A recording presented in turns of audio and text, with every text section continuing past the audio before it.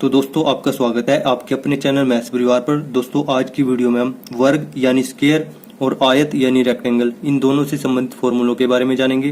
तो चलिए सबसे पहले वर्ग के संबंधित फॉर्मूलों के बारे में जान लेते हैं। तो वर्ग वह आकृति होती है जिसकी सभी भुजाएं एक समान हो, जैसे यहाँ पर सभी भुजाएं एक समान है जिनकी लेंथ a है और सभी कोण समकोण यानी 90 डिग्री के हों। यहाँ पर भी सभी कोण समकोण है, ठीक है।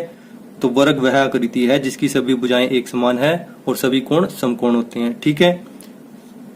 तो वर्ग का क्षेत्रफल क्या होता है दोस्तों? भुजा गुना में भुजा यानी भुजा का स्क्वायर, ठीक है।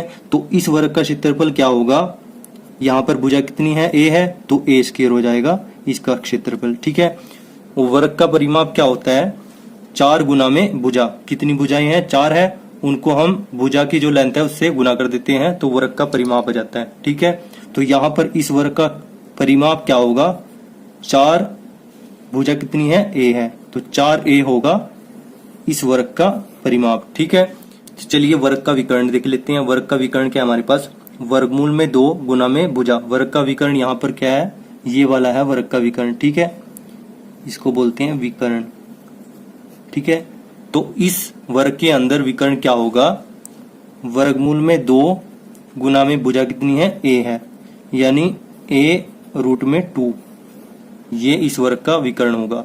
आई होप वर्ग यानी स्क्वायर से संबंधित फॉर्मूले अब आपको समझ में आ गए होंगे। तो चलिए आयत यानी रेक्टेंगल से संबंधित फॉर्मूलों को भी देख लेते हैं। दोस्तों आयत वह आकृति होती है जिसकी आमने सामने की भुजाएं एक समान हो। जैसे ये भुजा a है तो इसके सामने की भुजा कितनी लेंथ की होगी? a लेंथ की होगी, ठीक है। ये भी a लेंथ की है, ये भी a लेंथ की होगी, ठीक है।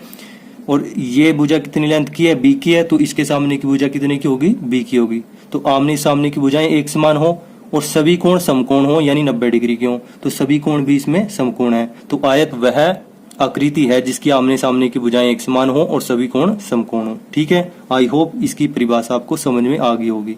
यहाँ पर लंबाई क्या है? a है और चौड़ाई कितनी है? b है। तो आयत का क्षेत्रफल क्या होता है? लंबाई गुना में चौड़ाई, ठीक है। आयत का क्षेत्रफल होता है लंबाई गुना चौड़ाई। लंबाई कितनी है आकृति में? a है और चौड़ाई कितनी है? b है।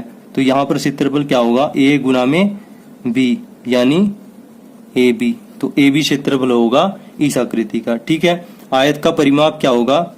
2 ब्रैकेट में लंबाई गुना चौड़ाई। आयत का परिमाप क्या होता है? 2 ब्रैकेट में लंबाई जमा चौड़ाई, 2 ब्रैकेट में लेंथ प्लस ब्रेड्थ।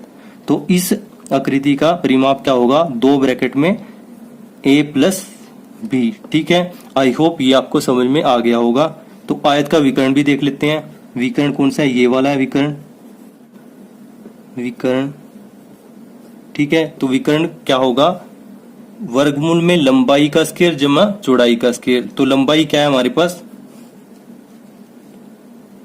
a है, a का स्क्वायर प्लस b का स्क्वायर, ठीक है। तो आयत का विकर्ण क्या होता है? लंबाई का स्क्वायर प्लस चौड़ाई का स्क्वायर। और इस आयत का विकर्ण क्या होगा? वर्गमूल में a square plus b square. तो दोस्तों इस प्रकार से हमने वर्ग और आयत से संबंधित फॉर्मूलों के बारे में अच्छे से जान लिया। अगर आपको वर्ग और आयत से संबंधित सभी फॉर्मूले अच्छे से समझ में आ गए और आपको ये वीडियो अच्छी लगी तो वीडियो को लाइक करना, दोस्तों के साथ शेयर करना और चैनल पर नए हो तो चैनल को सब्सक्राइब जरूर कर लेना। Thanks for watching this video.